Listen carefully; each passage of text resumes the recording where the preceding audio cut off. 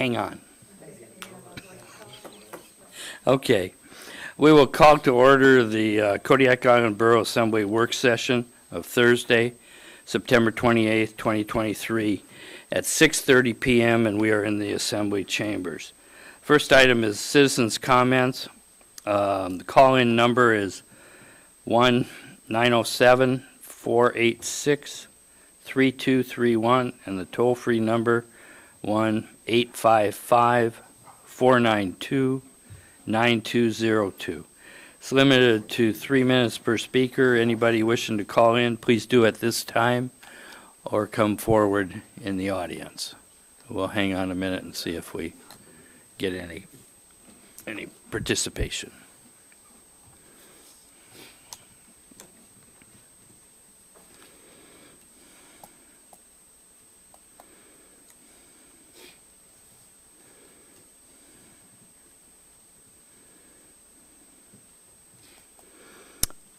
Hearing and seeing none, nobody coming forward.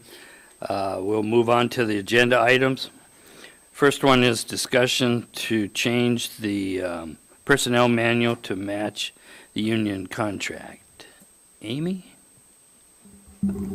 Thank you, Mr. Mayor. We did have someone just park and walking in, so we might get a public comment. Just want to let you know.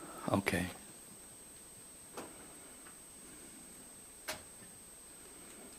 Or not. Oh, audience member.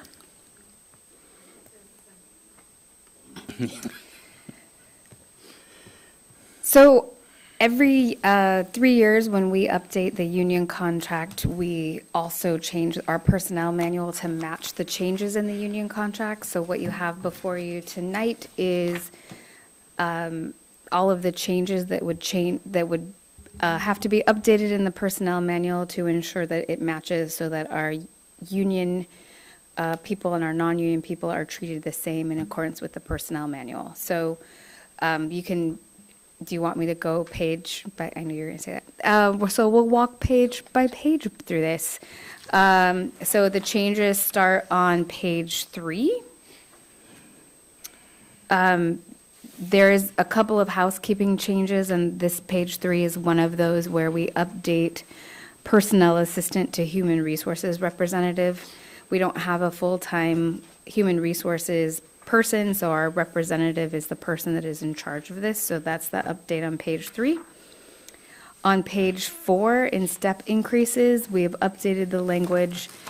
The 75% of more of the work hours stated in the employment agreement, that is, we have one permanent part-time employee. So if we keep the words there, that 1560 hours, it would mean that she would never make that raise amount. So 75% of the hours allows that one permanent part-time employee to be eligible for a raise. So that just fixes it. Didn't we fix something on insurance for her also? Yes, we did. Previous. Yes. Mm-hmm. There's a couple of things in here that were made for just that one employee to make sure that she got the same benefits as full-time employees. Under longevity pay, part of the CBA negotiated changes was a change in longevity pay where we added 2% at 10 years and 3% at 15 years, and then it was 5% at 20 years. And that 20 years one is on page 5. Temporary assignments, that's 412. For temporary assignments, there was just clarification language. Our different departments have different work schedules. So when you're out at the landfill, your schedule might be Tuesday through Saturday, or it might be Monday through Saturday, or it's just adjusted so you get your 40 hours a week. And so the language in number 1 there, the more than 6 of a temporarily absent employee's regularly scheduled, that language is in there specifically for the landfill, in specific to the regularly scheduled consecutive working days, because some people's regular days extend into Saturday. The second part of that is cumulative days worked within a 30-day period.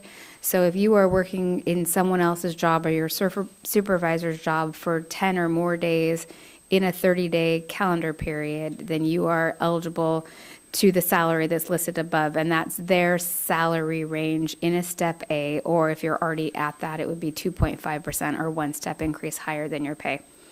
And again, this is, except for the human resources language, this is all stuff that's been approved in the union contract already.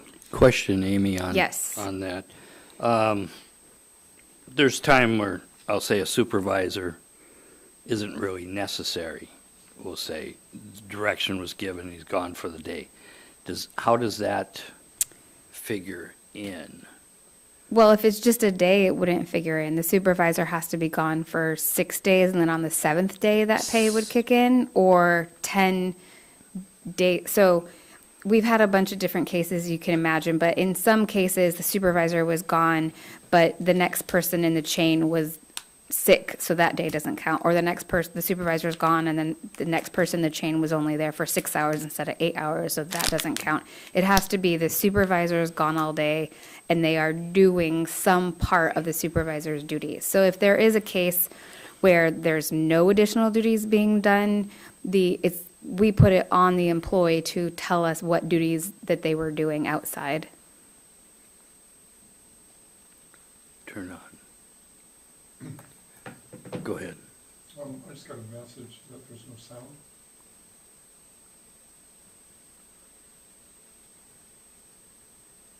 There's no sound from. Maybe she can't hear it, I don't know. So, On the On YouTube? Because we're not on KMXT. maybe We're that's why. not on KMXT, but we're on YouTube. Yep. I can check our YouTube account. Okay. Go ahead, Amy. I would tell the person that we're checking, but they couldn't hear us, so it won't do any good, hopefully. I have sound.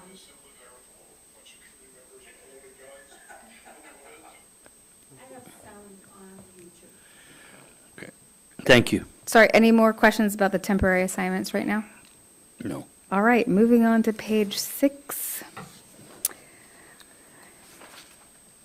This clarifies when people's anniversary dates change if they are moving to a new job. There just needs to be clarification. So if I started at the Borough and I've been here for 3 years and I moved to a new job, my anniversary date does not change. It stays at my initial higher anniversary date.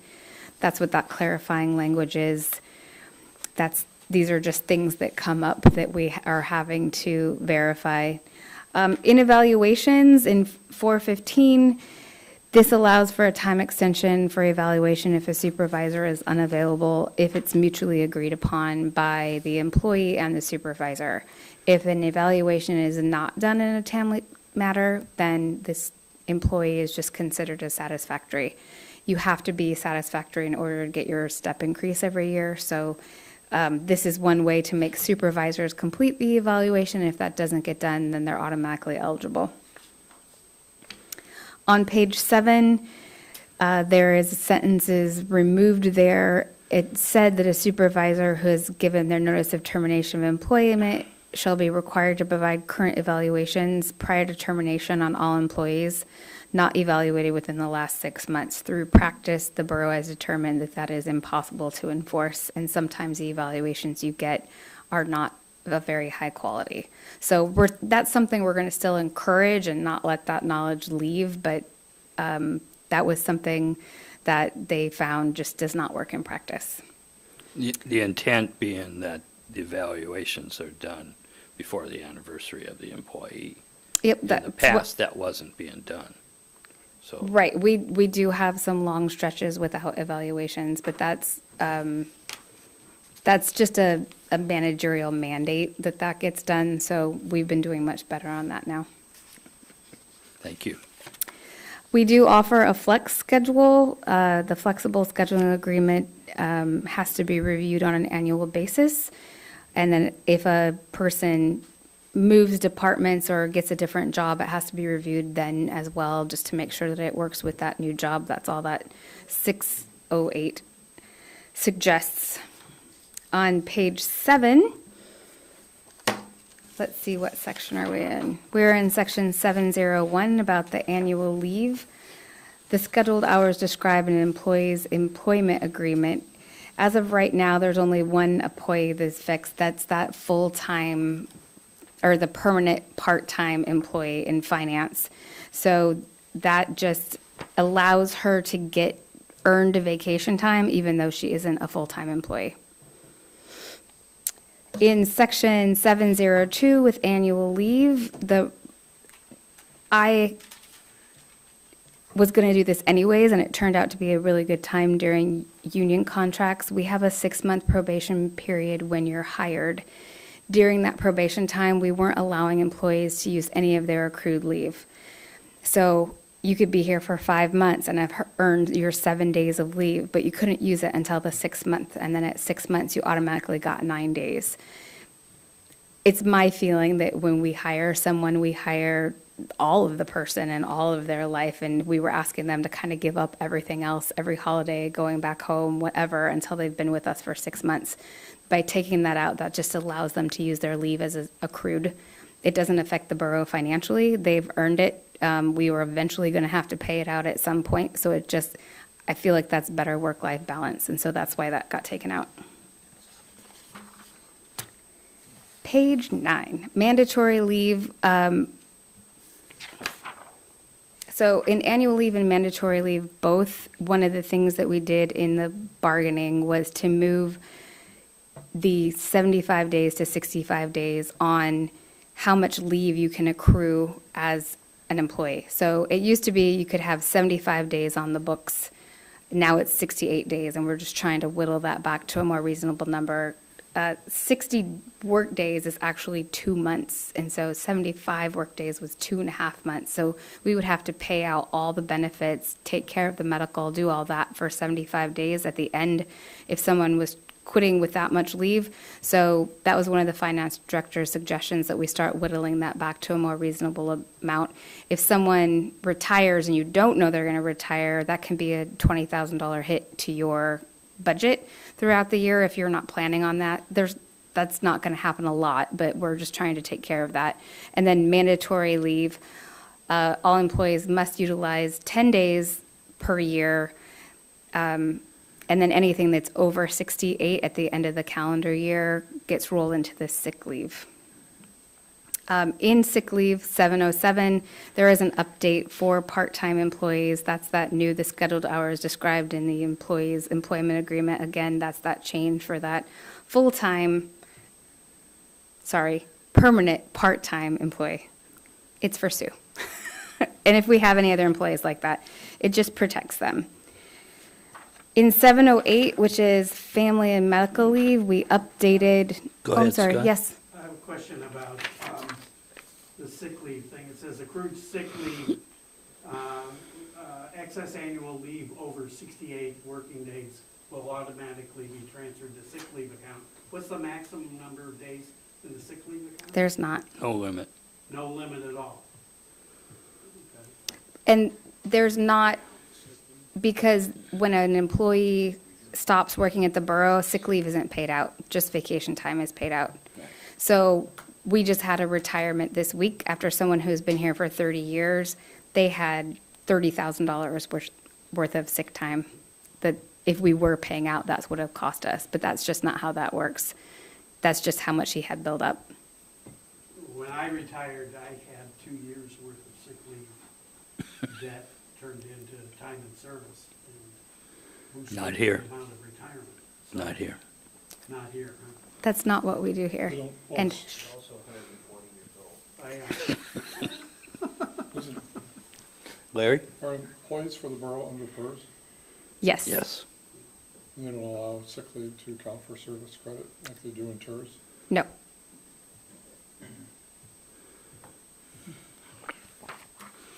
Go ahead, Amy. Okay, we're in 708, which the title is on page 9, but the content is on page 10.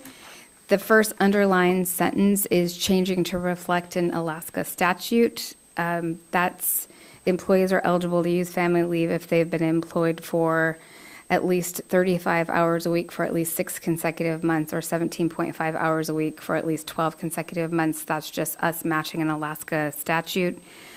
The next underlined sentence is a clarification of process that employees may notify the designated human resources representative. Again, that's just the change in title, and it kind of clarifies how they want to do that.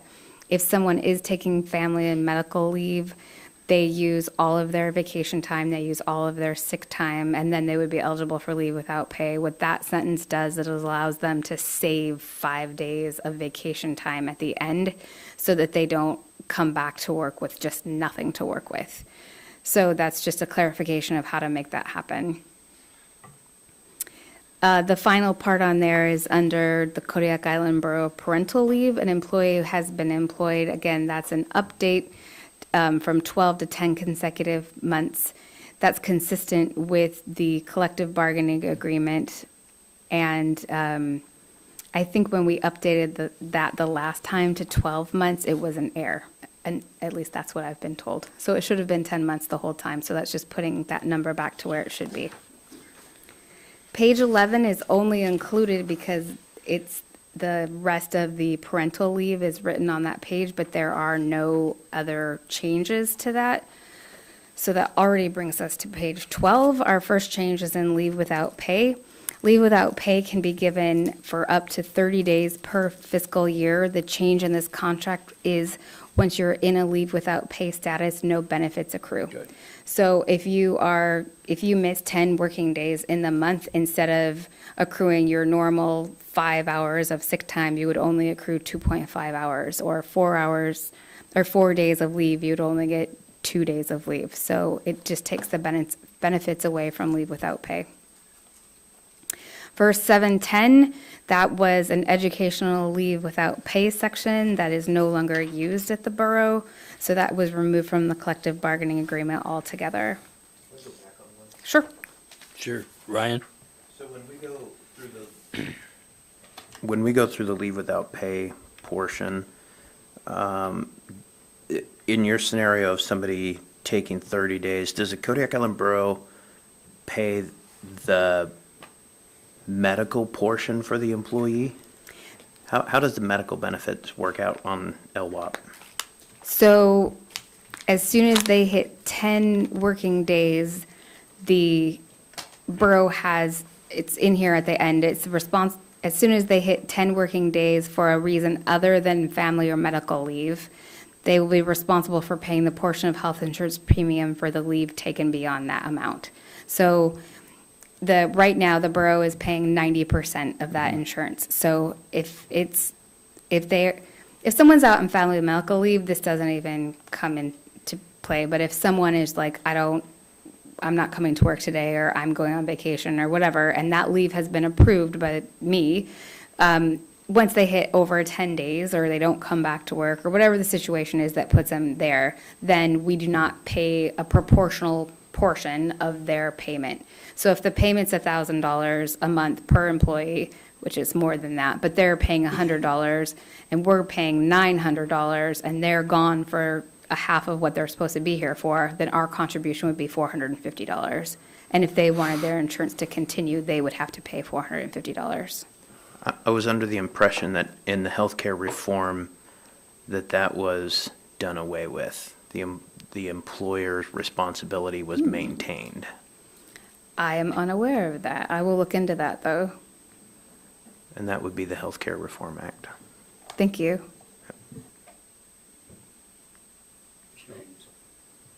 Excuse me. James?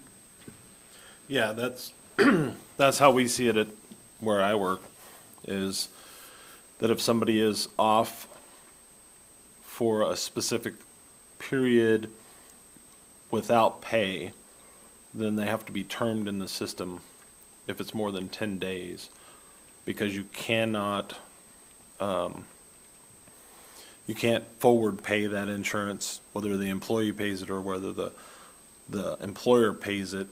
You can't forward pay that, and you can't do it after the fact. You can't deduct it after the fact. So after 10 days, they're termed in the system, and then they get a COBRA statement if it's over 10 days without vacation time. So, Larry? Well, I think there's also an effect on retirement too, which a lot of people don't realize, that if you take long-term leave of absence, then your retirement credit will start disappearing by law. something we're checking.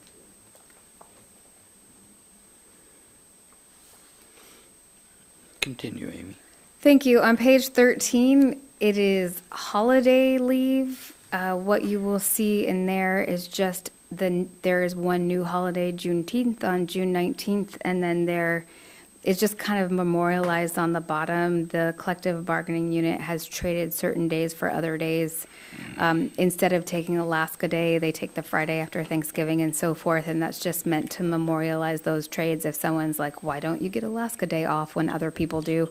That's just outlining the trades that were made in past agreements, so that was left in there. James? We should call Juneteenth, Mr. Arndt's Day.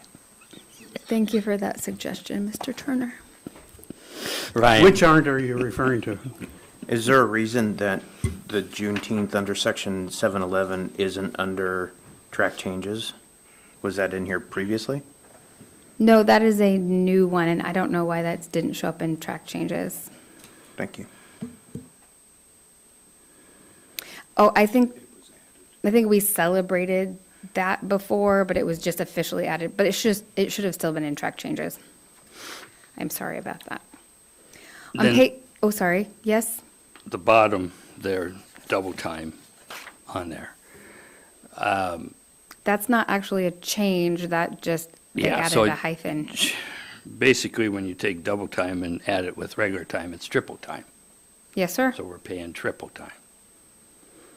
Most places do not pay that double times the top. I didn't realize, when I've heard the double time, I had not heard about it being on top of regular pay. So where we're paying triple time. Now, I realize there's not too much that applies to other than the landfill. I take it, correct? Yes. So they fight over it out there? I do not want to have that conversation in a public setting, sir, but if you would like to have it afterwards, I'm more than happy to answer your questions. I don't feel like it's appropriate to talk about individual employees' salaries or fights for salaries at this venue.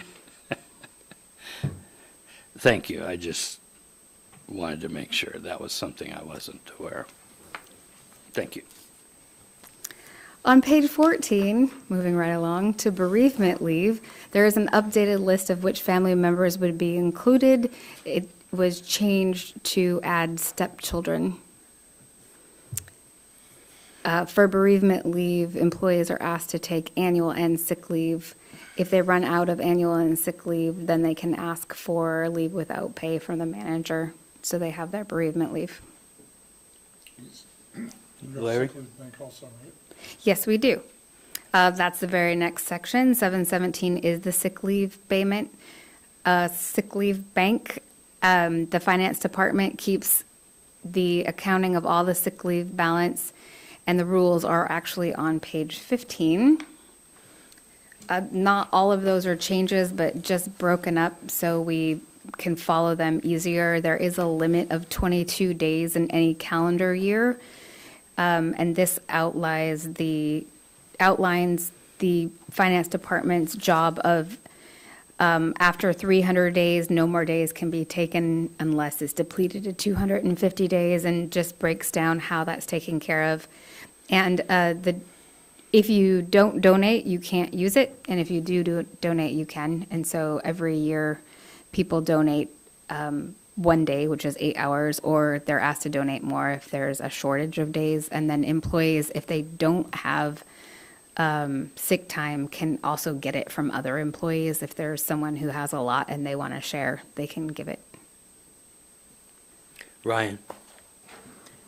So in a sick leave bank, how do we track this liability from a budget standpoint due to the varying We do pay not. scales? You do not. We do not track this as a liability on our. We know that there is a chance that someone who is paid $32 an hour is going to take a sick leave day of someone who's paid $70 an hour. That's just something that's inherent to the sick leave bank. It's not tracked that way. Larry? Don't they treat leave in sick leave in the audit as,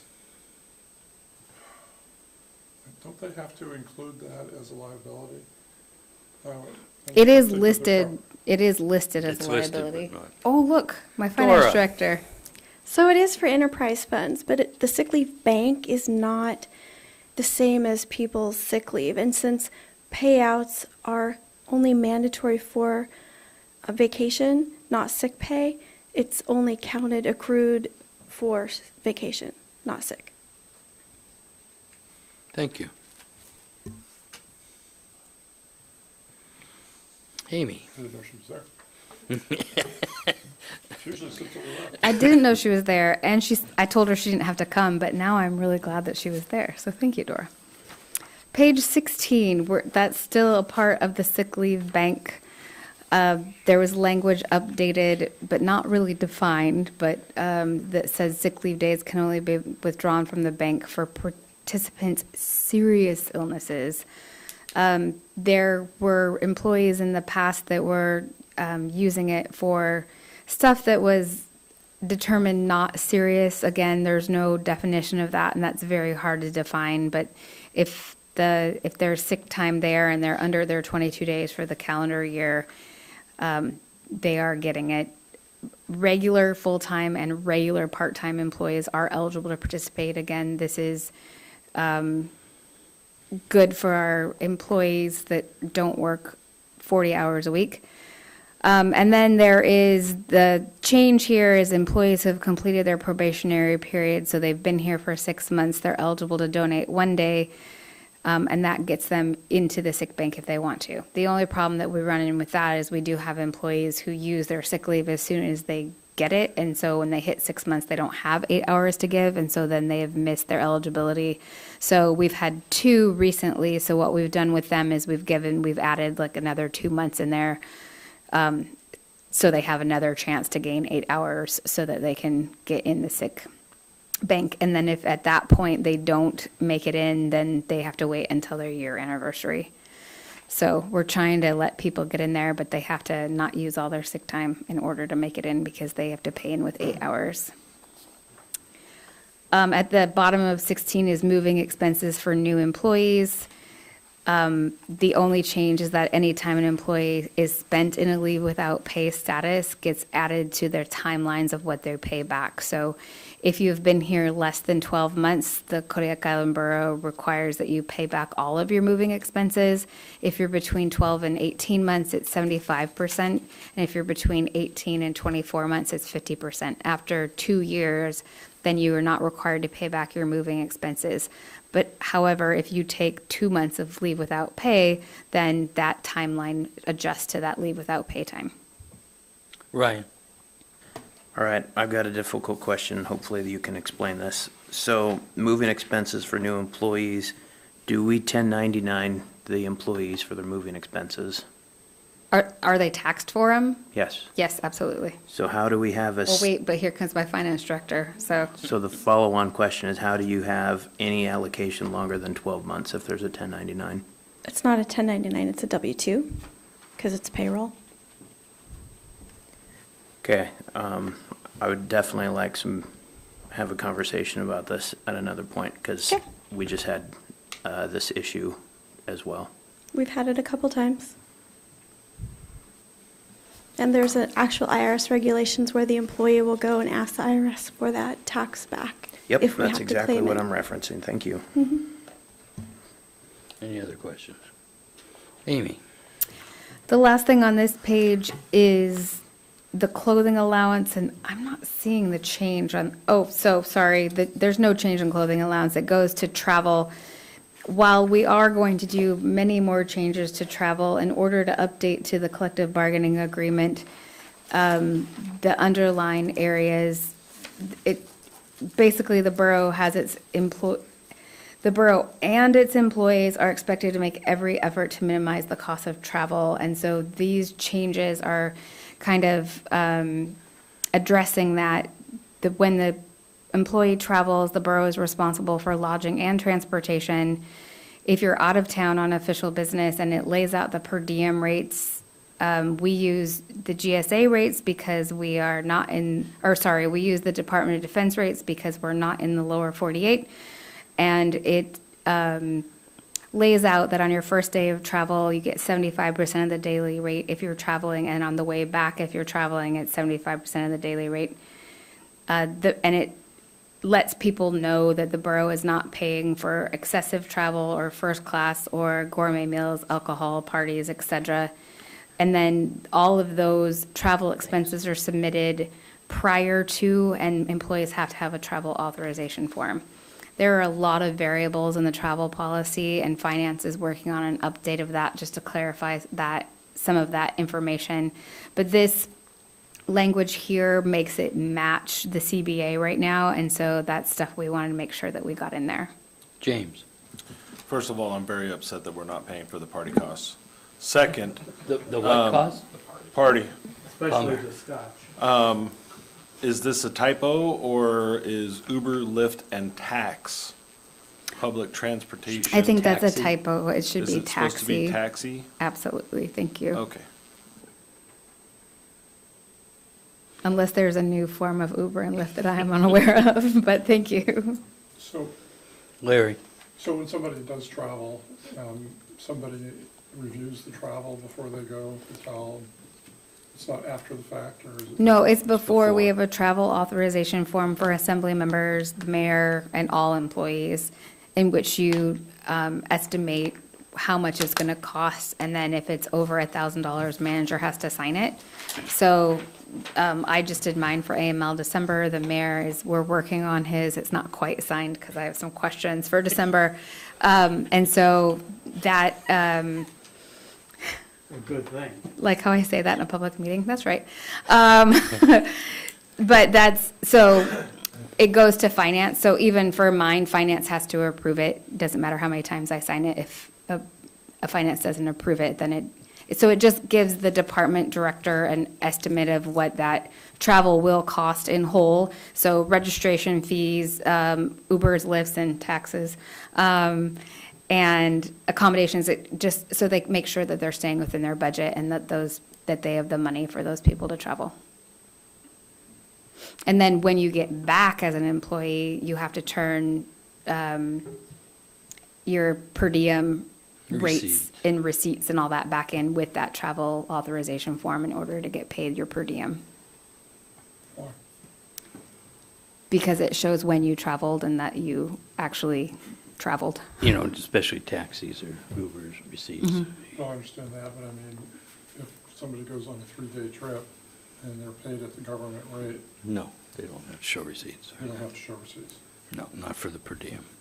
No, per diem is automatically 75% and then full and then 75% again. Yep, I got it. And that's the end of the changes that will make our personnel manual match the collective bargaining agreement. So, thank you. We will look into the health care reform and see if that needs to be updated, and then I will make taxi, thank you. Sometimes when you read documents over and over, you just miss What's it. that, James? I said it can stay tax if you want. No, I would prefer I said taxi, thank you. And the other notable one is the moving allowance. The what, Brian? Moving allowance? Moving. Oh, the W-2 versus the 1099, thank you, yes. So this is part of packet review later tonight, but we will make some changes before you see it at the regular meeting as necessary. Amy, thank you for going over it. It kind of gives us the reason I wanted us to go over it page by page. It gives us the insight as to how we got there, and that isn't written down, and that's what I wanted. So thank you. Any other questions on the, then we have, next item is review of the Assembly meeting calendar for 2024. I take it that's you, Nova. Yes, Mr. Mayor, on an annual basis, you approve your meeting calendar for the following year, and the code says that you meet in the Assembly chambers at 6:30 PM on the first and third Thursday of each month. But the code also allows you to change your meetings as long as we advertise. So this is before you to make changes, and then once you've made changes, I will revise it and present it to you for approval next week. Thank you. The only thing I see that basically 4th of July lands on a Thursday, so we don't have a problem there. James, I knew this was going to bring you, so I might as well let you talk right now. Go ahead. Well, I was up after Brian there. Oh, Ryan. Ryan, thank you, James. Ryan, then James. I'd like to actually propose we scrub the meetings the week of December 15th to allow for Christmas travel. That was my intent, too. I never. But James? So I have a few, as I did last year. We canceled the week of the 9th through the 15th, as well as the 16th through the 22nd of June this year, last year, and the year before. So we keep putting it on. Why do we put it on if we're going to cancel them every year? So I'd like to see those scrubbed from the lineup. Which ones now? It'd be work session on the 13th, the regular meeting on the 20th of June. Okay. And then we also take the 26th, which is a work session on Thanksgiving. We've always taken that week off, even though it's always on the schedule. We always cancel at some point. And then the regular meeting following that, which would be December 5th, would not be utilized either because we don't have the work session. And so I would suggest that we scrub those as well because they usually get canceled. Either there's nothing for the agenda or there's too many on the assembly that are traveling for Thanksgiving, so we always tend to cancel that 2-week period. And if we're talking about December 15th for travel, you have a work session and a regular meeting on the same week because of newly elected officials and AML the previous week. So, just for clarification, you're wanting to scratch the November work session on And the 26th? the regular meeting on the 5th, because Okay. we have not attended those for 2 years now. Right. I agree with you. And the week following AML The has almost 17th. always been scrubbed as well. Right. And putting them both on the 17th through same the- week. 19th here. We didn't do it last year. I know, but that means our that means we'd have a regular meeting on November 21st, and we wouldn't have another regular meeting until January 16th. Yeah, that's too long. I- We do December 10th and 12th. Because That's that's the when week of AML. AML. That's when AML is in Anchorage. It's newly elected week. officials and AML. And we could have a regular meeting on January 2nd and a work session on December 31st. Just a thought. Jeff? Just one consideration, I won't be here, so I would just offer this to folks that will be newly elected, and I don't know their family status or their family makeup, but just in consideration of the school district calendar for the 24-25 school year, students won't be out of, their last day of school would be December 20th, and they would return then on January 6th. Yeah. So that week of December 16th, school's going to still be in session based on the school district calendar. So just a consideration as you're about to seat new members to this body. Thank you. That's all I had. Ryan?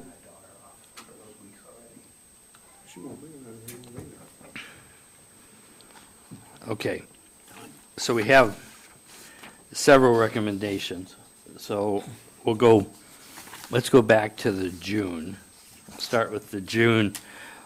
Canceling the work session on June 13th and regular meeting on the 20th. And why for? Pardon me? Why are we recommending, I'm sorry, I missed the. We've typically done it after we've gotten the budget done. And we don't want to come by here anymore for a while.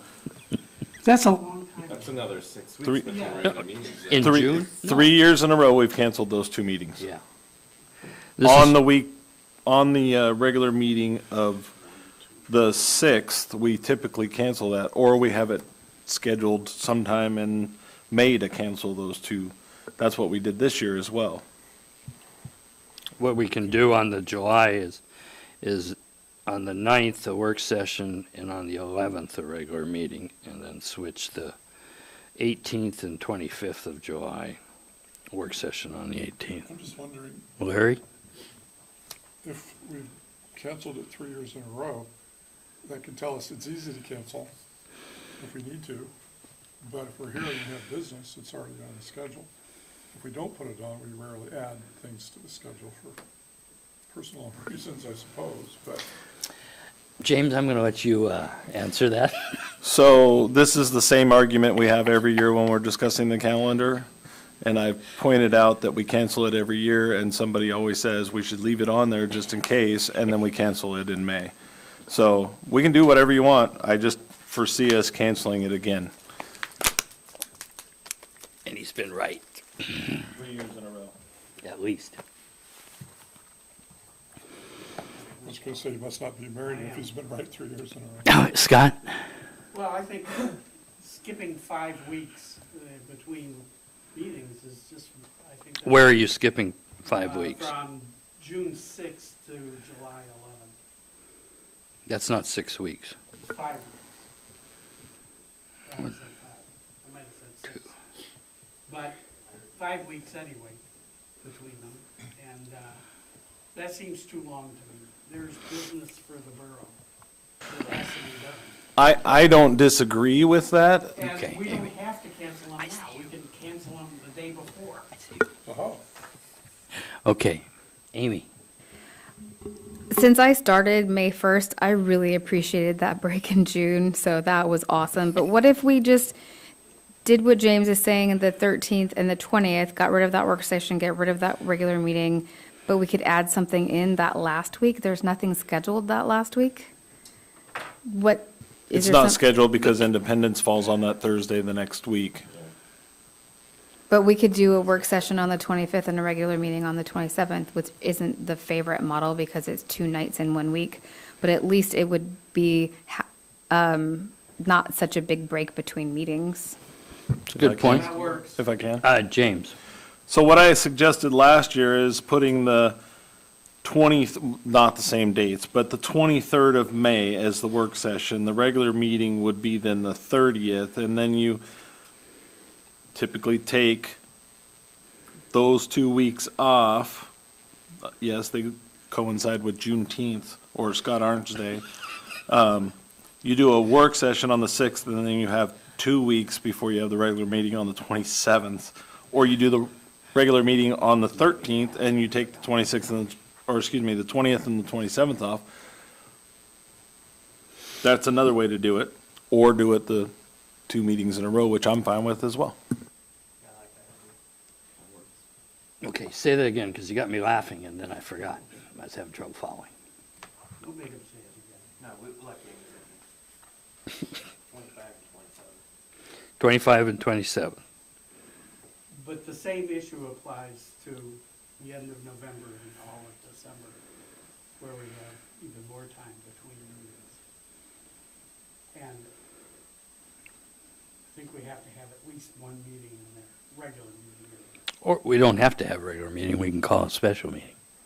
We can call a special meeting. I think that would be the best thing. Works for me, but it's easier to keep them on the calendar than to take them off. And why don't we just do? Ryan? So then why don't you just do the same double stack week then, December 3rd and 5th? That's a problem. Oh, Typically, that's a problem for the manager and the mayor. Oh, no. That's the typical week of Prince William Sound and Cook Inlet Citizens Advisory. I thought we were gonna cut off travel to those things. No? I'm just being upfront, that's when it typically well, I is, think this is 6 is to that 8. first week. Pardon me? I think this is 6 out of 8, so I think you guys get outloaded. And also, a meeting can go on without me. here. That's why we have an administrative official. I just so- bring it up. And a meeting can also happen when the mayor is not here. Yep. They're much faster. I think they are too.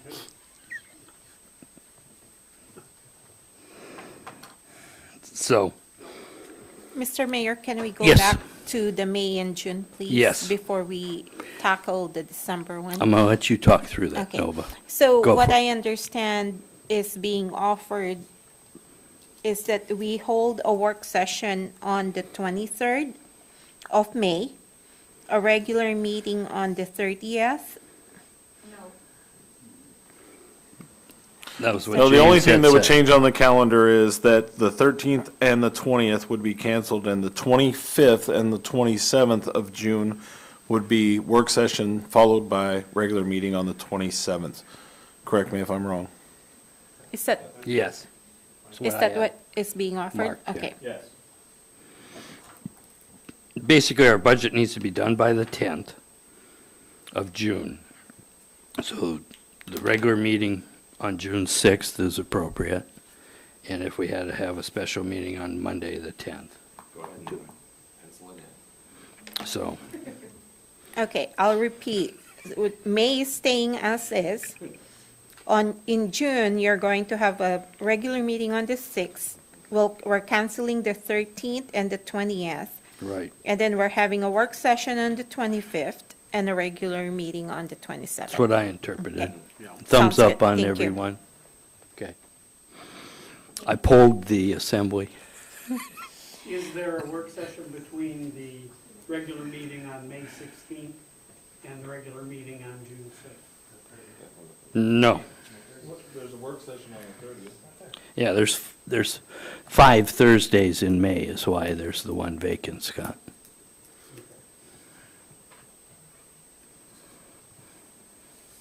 So now to the November, December category. Nova, would you wish to lead that also?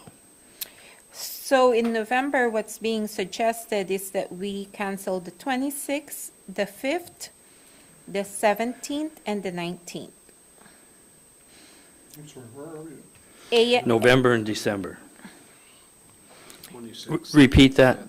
So what's being discussed right now, or what was discussed earlier, is to cancel the Tuesday, November 26th work session, the Thursday, December 5th regular meeting, the Tuesday, December 17th work session, and the 19th Thursday regular meeting.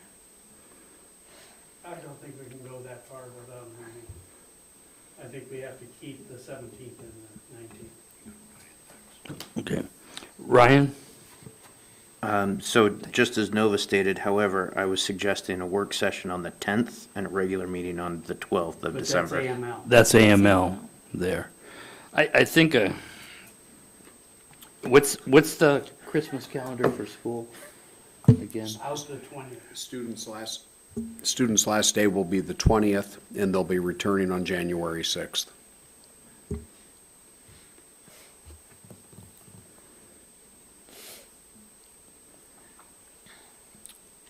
So let's see, how many does the work session on the 17th and regular meeting on the 19th of December work for, tentatively? Works for me. Works. Works. Ryan, probably not. Perfect for me. Jeff, perfect, you're gone? It's good. Gone a year from now? It's all good. Short timer? I'll show up. I won't be here either, Oh. His term's up in 24, October, unless we can get him to run. Larry, what'd you say? Oh, it's just a lot of travel going on right at that time. Be interesting if we could move the 19th to like the 13th or. But that's AML. That's AML. You leave there, get in Thursday night. How about the 11th, or is that, Yep. It's the whole week is AML. On their 9th through the 13th. We could book a conference room during Well, what about So, the 3rd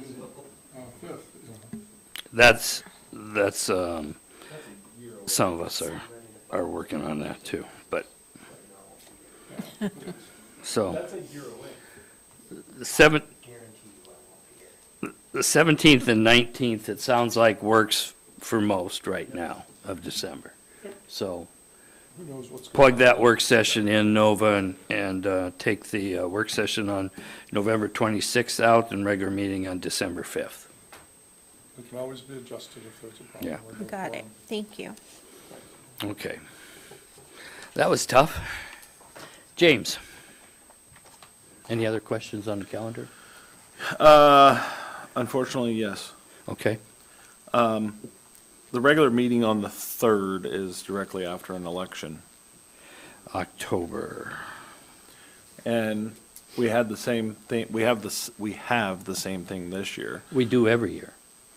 2 years ago, we did not. We postponed that meeting to a different, we basically rolled it back 1 week away. But last year, Nova said that she was fine with that meeting being scheduled at that time, so you're still fine with it being, okay. I just wanted to make sure. Okay. A rough week. Well, Yeah. there was a general election, 2024, also, Yeah. followed by a regular meeting. Yeah, in November. That's even worse. Yeah. Any other questions or comments on the calendar?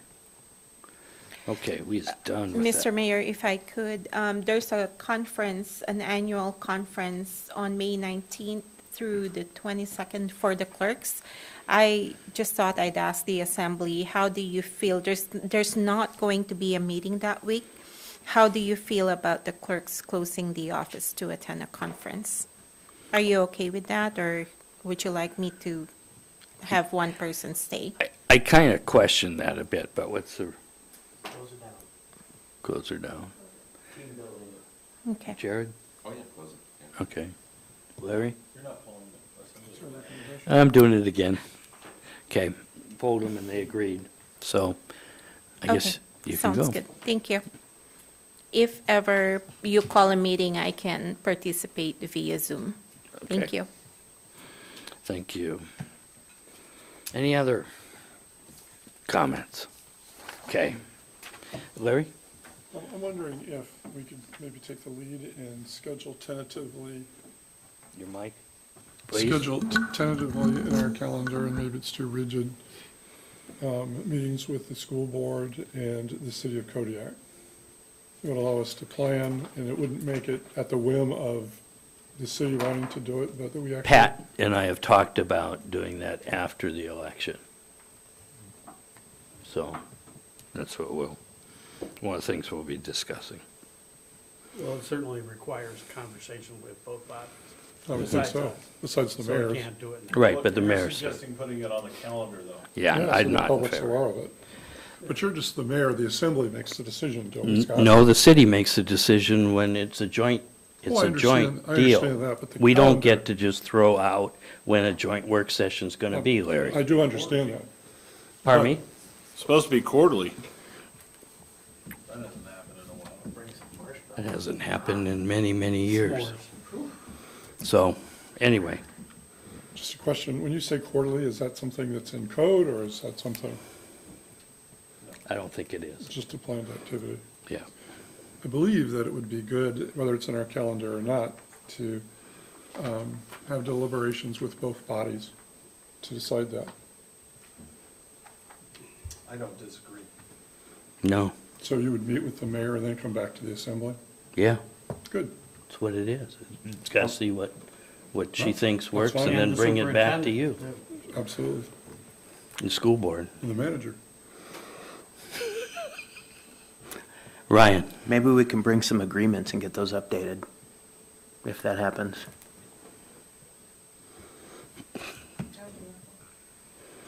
Okay. Moving on. Packet review.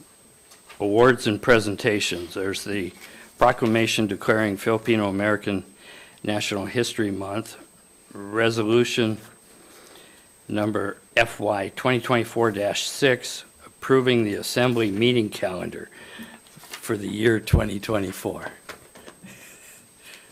Nova, you have a comment? I'll have a revised copy in your packet for next week. Thank you. And then we have ordinances for introduction. There's the ordinance number 2024-6, amending the Kodiak Island Borough Personnel Rules and Regulations on there. Amy, that's what we've gone over. You'll have that and give a synopsis of what we've done in short. We'll go from there. I absolutely will, unless you ask me to go page by page No. again. That's why we did it at the work session. And we'll have a new exhibit as well. Pardon me? And we'll have a new exhibit as well with the changes that were discussed. Absolutely. Thank you. Thank you. Then we have ordinance number FY 2024-7, reestablishing boards, committees, and commissions as established in the Kodiak Island Borough Code of Ordinances, Title II, Administration and Personnel, Chapter 2.100, Boards, Committees, and Commissions. Nova? Thank you, Mr. Mayor and members of the Assembly. We do this every 3 years, and if we don't adopt a new ordinance or reestablish them by the end of the year, they cease to exist. Although the last one was done in May, at one point, like I would say 2-3 years ago, we're not moving our expiration date to May. The last time it was done in May. It doesn't move the 3 years to like May of Okay. next year. So I just want to make sure that we're timely Get us this back in time. line. Yep, get us back on track. So, and we're going to advertise, and I'm going to contact the different boards and committees, the membership, and see if they would like to comment on this ordinance. And I'd be Scott. happy to answer any questions you may have. Well, 4 out of the 5 committees haven't met this year. I think that says something kind of profound, whether it's that they didn't have a quorum or whatever it is. We're just not getting the bang for the buck out of the 4 committees that haven't met. Well, they're there for purposes and they haven't been utilized at this point on there. The Architecture Review Board has met this year on there. The Emergency Service Council hasn't been used, and the Borough Lands Committee hasn't been used. I am looking at trying to start. Parks and Rec has tried. I'm not sure that they had a meeting on I don't think they have a quorum. Yeah, they have a quorum on there, but they canceled due to lack of the quorum because some of Yeah. the members were out of town. But there is a quorum on that board now where there didn't used to be. I mean, but they last met on August 25th, 2020. So they haven't had a quorum for a while. You're saying Parks and Rec. Yeah. Okay, well, I can only speak for the last 2-3 months on there. Jeff? Yeah, I served on the Parks and Rec Committee for the first couple of years as I sat on the Assembly, and we didn't have a quorum. We had members that were no longer residents of the borough that were on the committee, and then we had some people that were appointed or were confirmed by this body and then moved away, or for various reasons, we just never were able to facilitate a meeting. I know I think it was in July, there was potentially a meeting calendared or scheduled, and it was canceled due to a lack of quorum. I think there's still value in the committee, and I know in a moment we'll talk about other items, and there is Well, how many members are in the committee? 7. Maybe we should reduce the number of members. I don't think so. But if we're not getting participants, No, there's another applicant. Right, coming that's this just come evening. forward that's Yep. going to be up for appointment at the next. but that's regular- one of the committees. 4 out of 5 haven't met, so Not true. 3 out of 5 haven't met. Jared? Thank you. I'd like to just make a plea to keep or consider the Borough Lands Committee. It's our committee that we have that to identify acquisitions, identify land disposal, and I think the mechanism is good. It's not, it doesn't look like there's a roster for it, but I think that's something that the community is really interested in, so I think we deserve to give, to invest in that one when we get some new assembly members on board, and so I would like to see that one stay, even though they haven't met in 4 years. I think, yeah, and I agree with you. They all five need to stay, is what I contend. The Emergency Services Committee, too. The Lands Committee, all the terms have expired on there, and it is my intent after the election to resurrect that with appointments that'll be coming forward. There's, for that. The mayor is the chair of that committee, and there's 2 assembly members that sit on it, there's 2 planning and zoning members, and then members at large. So, be coming forward. Larry? Yeah, I think one of the problems, and referring back to what Jared was saying, perhaps, if people don't know exactly why they're on a committee or what their agenda is or how they contribute to the whole, then they lose interest in it. It's form over substance. And I think that when you actually, through ordinance, for instance, we budget, I don't know, $75,000 for Parks and Rec. Put them in charge, with the manager of how the money's spent. You have to give people a purpose for being there, and they have to be able to see the results of what they contribute and the gift of their time. If they're on a committee and nothing ever happens or nothing changes as a result of their vote, then people figure out very quickly that they're just wasting their time. And I think that we have to look at each one of these committees. The Lands Committee was empowered with clear fiduciary responsibilities, but I don't know what the Parks and Rec Committee does. And if they haven't met, and I'm just looking at that one, and I appreciate the scheduling, it's certainly not an administrative problem. But if people don't know what their actual function is, then why would you want to be a member of it? And I think we really need to look at why people aren't. I think if people feel good, they can see the effect of what their contribution, then they'll want to be a part of it, and we'll want them to do that. So maybe we really need to look at their responsibilities. There's a reason we have these committees, and Mayor, do you understand what the responsibilities of the Parks and Rec Committee is? Yes. So what has not happened because they haven't met for 3 years? They're not in charge of the budget for Parks and Rec. What do So they do? basically, it's planning and different projects, different playgrounds come before them. They have a say in some of that, but not on the financial end. And facilities has been working with that, and also some of community development.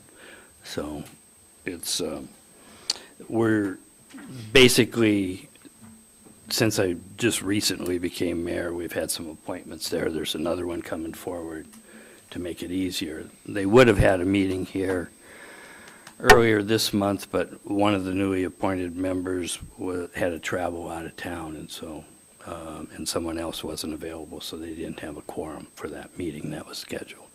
So, it's getting closer to a full board, and I don't see that being a problem in the future. So, any other, James? Thank you.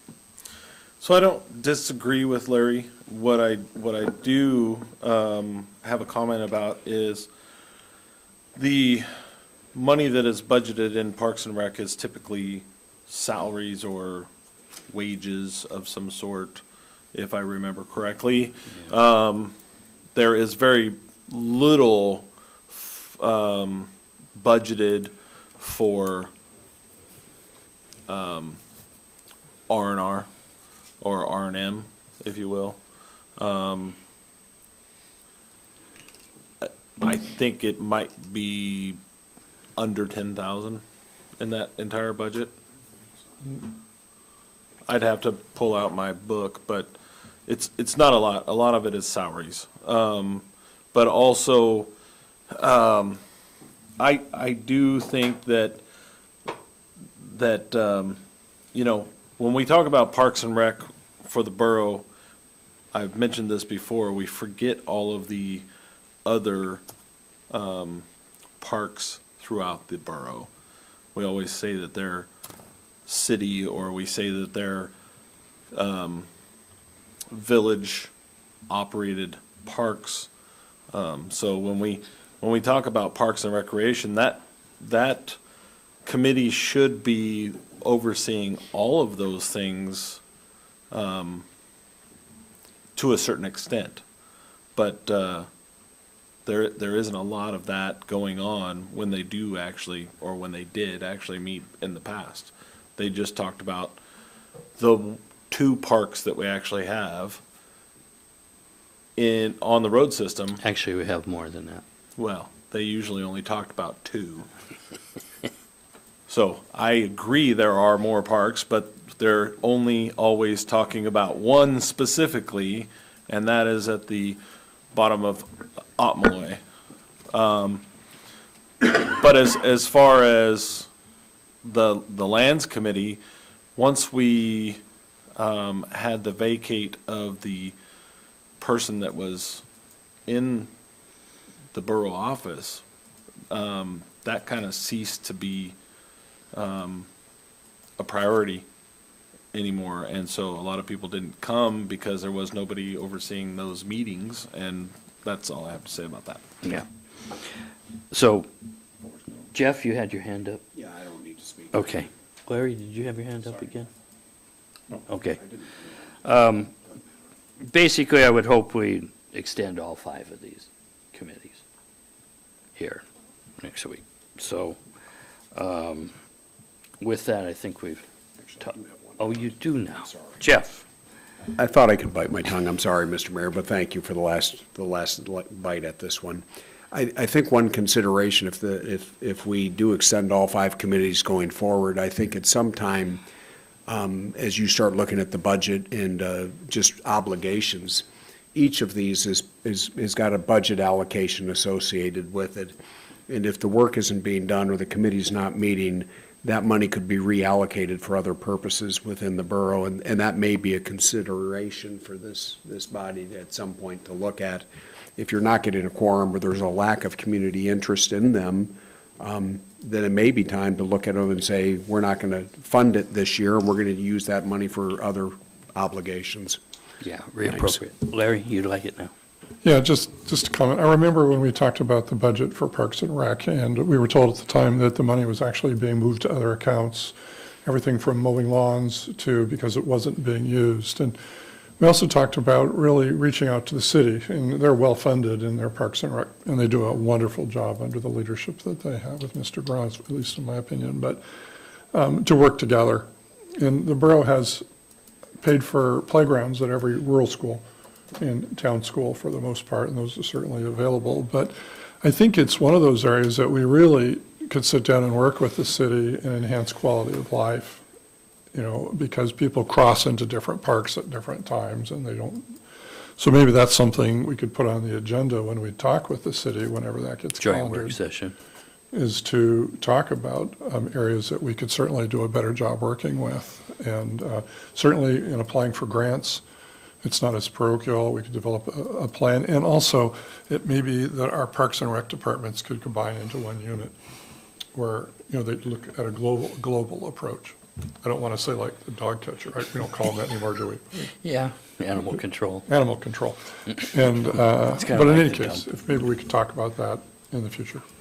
Thank you, Ari. Okay, I'm ready to move on. Nova, make a note about parks for a joint work session as a discussion item, please. On there. Okay. Then we have other items, confirmation of assembly appointment to the... Mr. Mayor, I have to correct that. That's a mayoral appointment. Oh, I thought it was. Yeah. Thank you.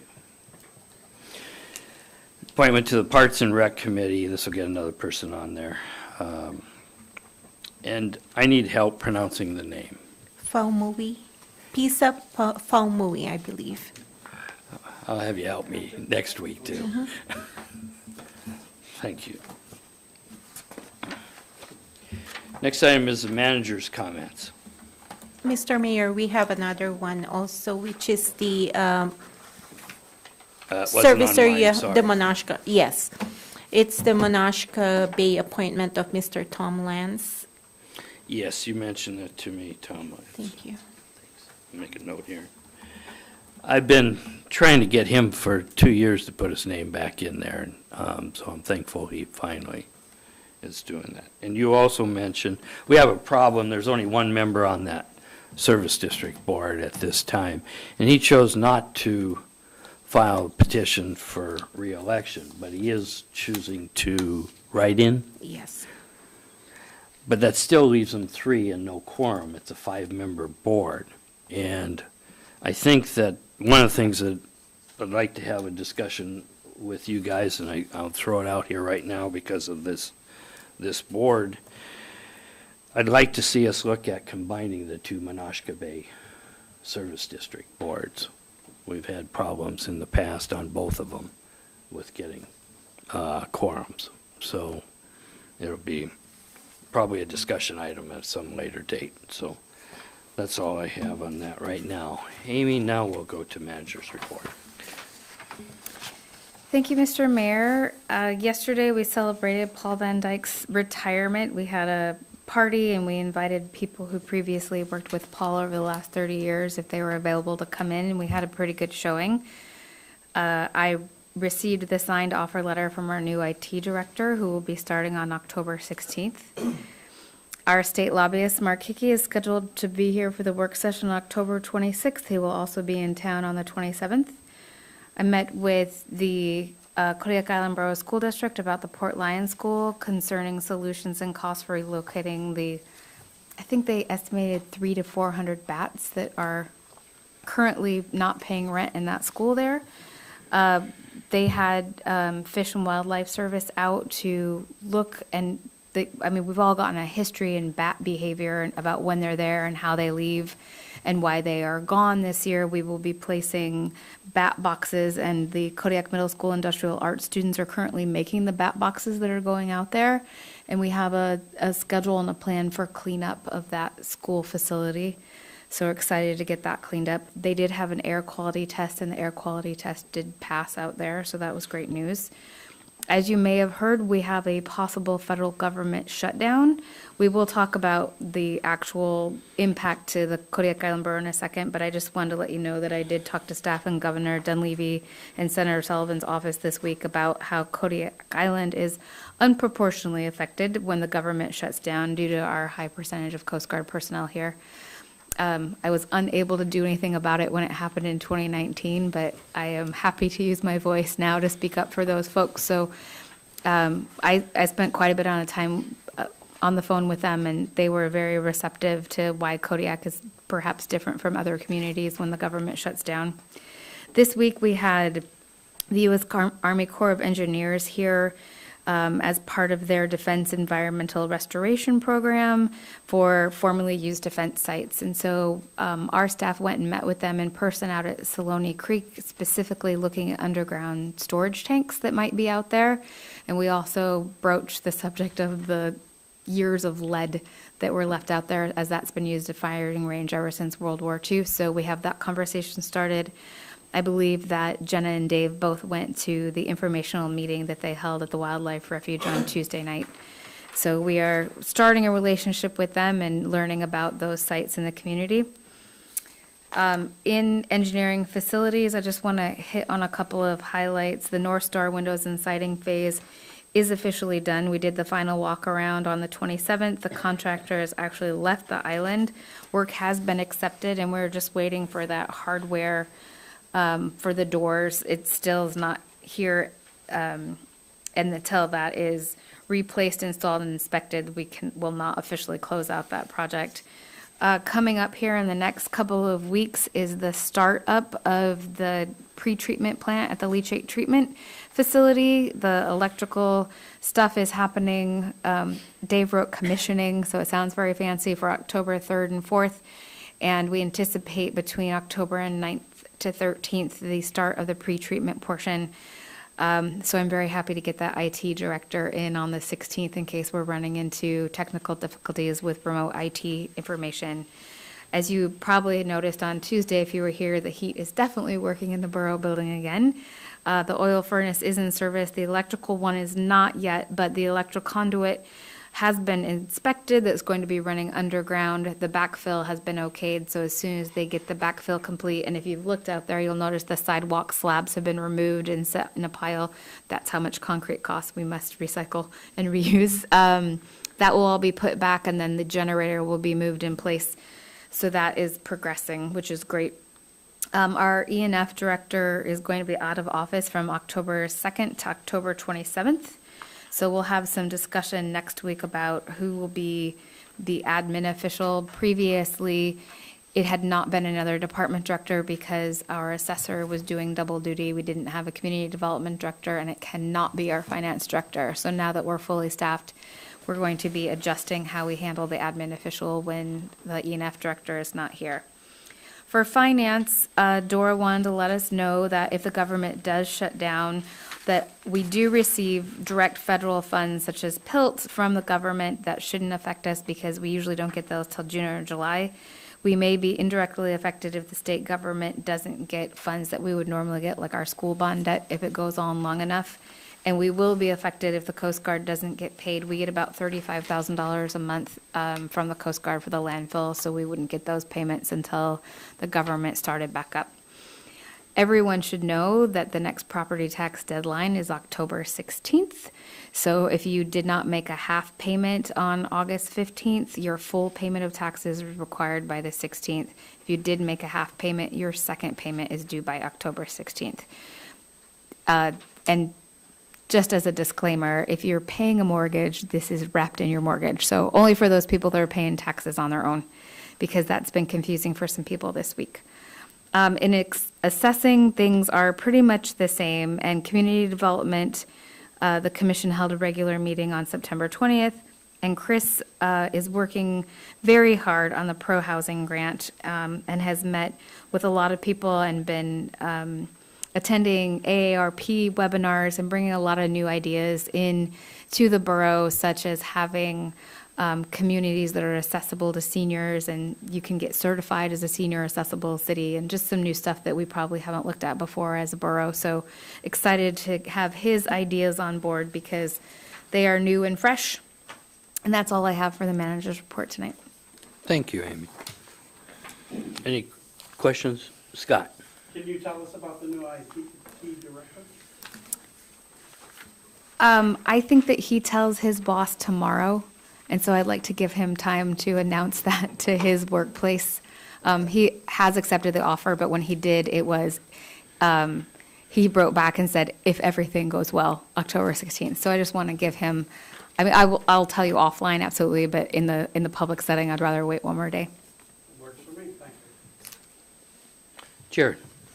Just one quick thing. With the government shutdown, there is a process for communities and governments and entities to be reimbursed once the government is Yes. unshut down. And I Absolutely. think Senator Sullivan is actually working to formalize that a little bit more. But so even though we might lose out Oh, absolutely. $35,000 a month, we would get And just like when the Coast reimbursed. Guard didn't get paid for 34 days, not that we were counting, they were eventually repaid, so that happens. But in 2019, when that happened, Senator Murkowski actually took a picture and blew it up to poster board size of the Kodiak Island Brewery and brought it to the Senate floor to show what happens in the community our size with that big of an influence, because it's the Coast Guard and it's also NOAA that's not getting paid during that time. So it's a big chunk of our population who doesn't get paid. Scott? Previously, in discussing the Carlick School, we were told we were trying to get rid of it through the state and all of that stuff. And here you've said that replacement parts are on order. Where do we stand in terms of fixing that up and getting it over to the people? In our meeting about the Port Lions School this week, the Kodiak Island Borough School District agreed to take our HVAC parts and the valve parts that we were supposed to to send over with them as they're sending supplies over. So they would get that over and they're going to help us out with that. We can't give that, we were not eligible to give that school to the state or the village at this time because we're still having some after effects of a fuel leak or fuel spill that we're still in remediation for. So that school, although Kodiak had agreed to pay for the utilities for that facility so it could stay open, that building was still ours and never left our possession. Are we going to dig up the fuel spill and move the fuel away somewhere, or the dirty sand? That is in the soil farms, the dirt farms. Yeah. The problem with that, where that fuel spill was, is that school is sitting up high and there's a hill it goes down. And so what they're worried about for that is how far did that fuel make it down the hill? And so until those answers are made and we have those tests cleared, it's a little more difficult than just digging up the spot. So that's going to take some more time, but we are in constant communication with them and on how to fix that. Okay, thank you. With DEC, them, yes. Thank you. Any other questions of the manager? Okay, next item is clerk's comments. Nova? Thank you, Mr. Mayor and members of the Assembly. I just want to note for the record that we're still holding early voting here in the clerk's office or in the Assembly chambers, 10 to 4 tomorrow and also on Monday, with the risk of a potential government shutdown. I don't know what the impact of that is with furloughed employees. I know that in recent past, we had some employees on base that we were not unable to go out and vote. So, with that happening, I would like to remind everyone that early voting is available, just in case. And also, the villages, the ballots started coming back. We've been getting them in the mail. I just want to remind everyone that in the villages, that if they did not get their ballots in the mail, that they can go to our representatives, absentee voting officials, and they can get a ballot from them. Election day is on Tuesday. Polls will open from 7 a.m. until 8 p.m. And my weeks, or the past few weeks, have been consumed with the election. That's why I don't have a written report to you tonight. Thank you. Thank you. I'd be happy to answer any questions that you may have. Thanks. Any questions? Seeing none. Move on to Assembly member comments. Ryan, we'll start with you. You weren't here last time. Nothing for me tonight, thanks. Scott? I want to encourage everyone to go out and vote. Thank you. Thank you. Larry? I was just,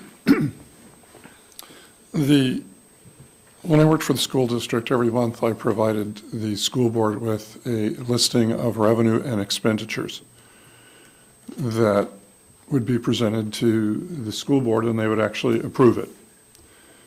And what that allowed the board to do, there wasn't a lot of time spent on it, it was essentially a spreadsheet, which is fairly well, is to monitor where the money is being spent. For instance, Parks and Rec, they would tell, if money was leaving that account. But also they could monitor travel accounts, how much are we spending on travel on a real-time basis.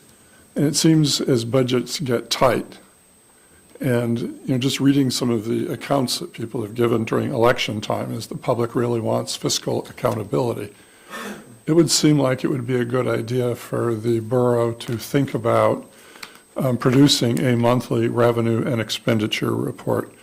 You could see where the accounts are in deficit, where they're not. It would give you an idea of what kind of revenue is coming in, and it would allow and one of the byproducts of such a report, it keeps the assembly as a group much more informed about finances. So when they actually look at the budget for the following year, they have an idea of where the money is coming, where it's short, and also it would give an idea of where the manager has to move money to balance the budget, because that's pretty much what you do. When you don't have enough here, you move it here. But then there are no surprises. And I don't think the The board spends a lot of time on it, but they do ask questions, and they're relatively easy to answer, and it doesn't take a lot of time. I'm not suggesting that the borough formally approve it like the school board. They actually have a vote where they approve the revenue and expenditures. But it might be really handy dandy to have such a report available for many reasons. And so I might put that on a yellow card to have us discuss as a group. Maybe Dora could tell us what it would involve to do such a thing.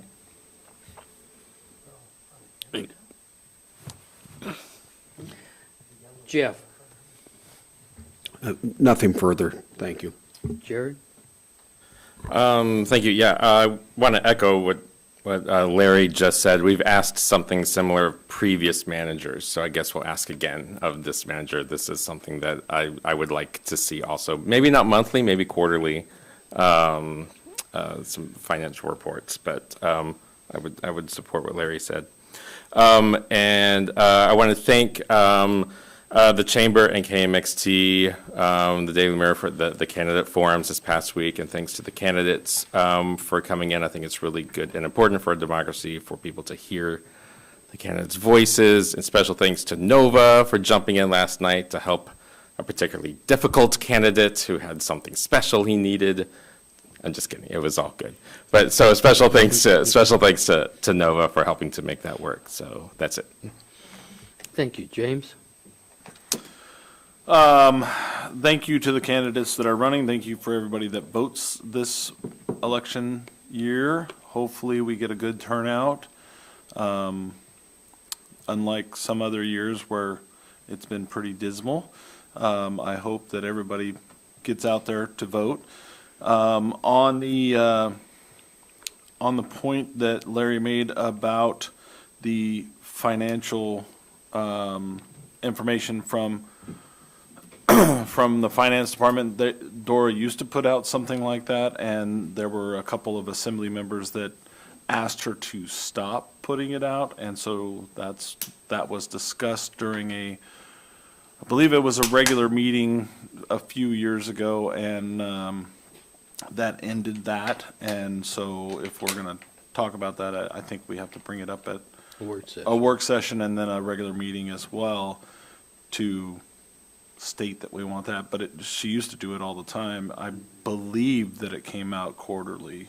It was monthly. It was monthly? It was monthly. But yeah, she used to do that, and I don't disagree. I'd like to see something, but she had a pretty good report before, so I know it takes a lot of time to put it together. So, anything else, James? Thank you.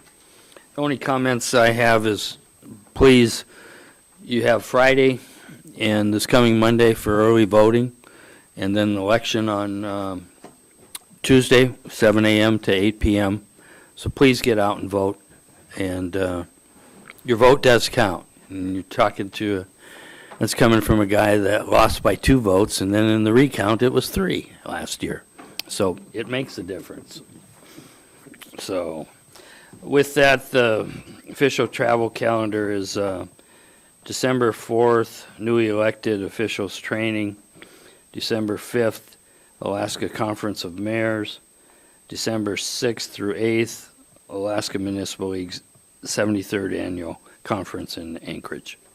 So with that, I'll adjourn the work session at 8 p.m. Thank you.